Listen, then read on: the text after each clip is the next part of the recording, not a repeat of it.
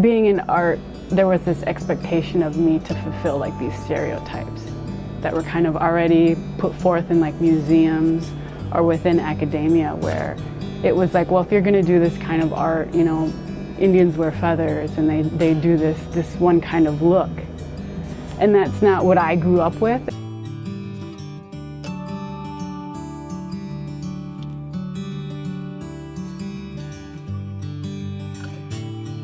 I'm actually a graduate student in the master's program here at the University of Kansas, in the metals program. So taking these jewelry courses, I was like, I've never seen jewelry that represents my distinct area.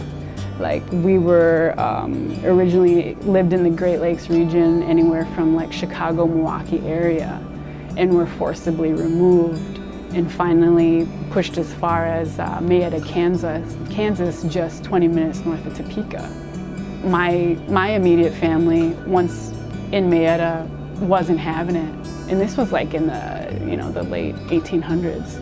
Actually snuck back to Wisconsin, and we hid amongst the Ho-Chunk people and intermarried, and that's how I became, half Ho-Chunk, half Prairie Band Potawatomi.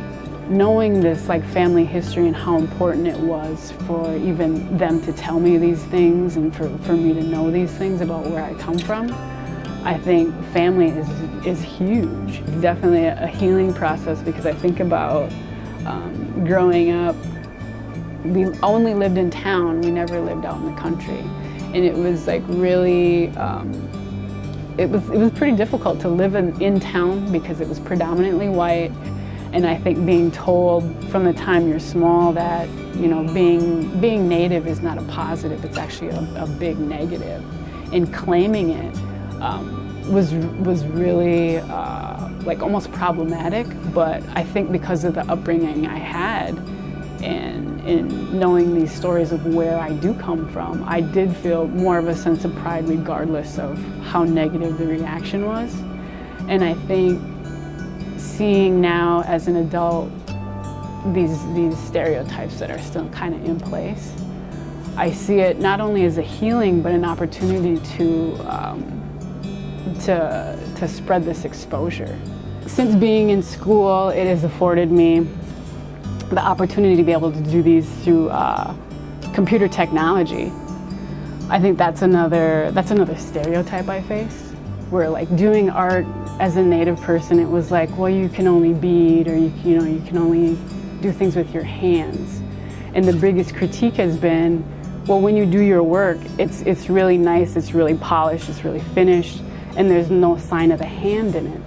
And that's one of the things I strive for, because I think if people think that somebody indigenous made something, it has to look like it's been banged around or it's been handled, in some primitive fashion.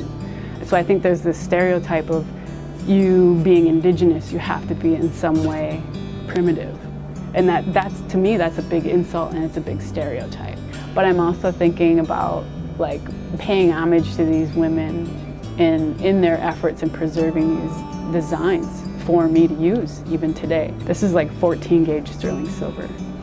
And the weight of these are super important to me, because I think about through these forced removals, like these women carried these designs like physically to every single location, so that these patterns and these designs could survive throughout the years. And so for me now as an artist, I feel I have some sort of obligation to continue that.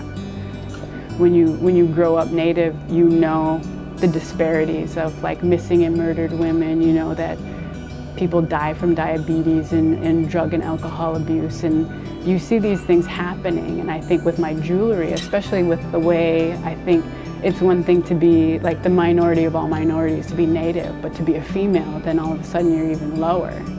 And you know that these missing and murdered, Native women, nobody really seems to care about them. And to know, I've lost friends and family members, like these young women, and to think about, when I make my jewelry, if they were still here, what would I make for them? What would I adorn them with? And so that's what I think about when I do my jewelry.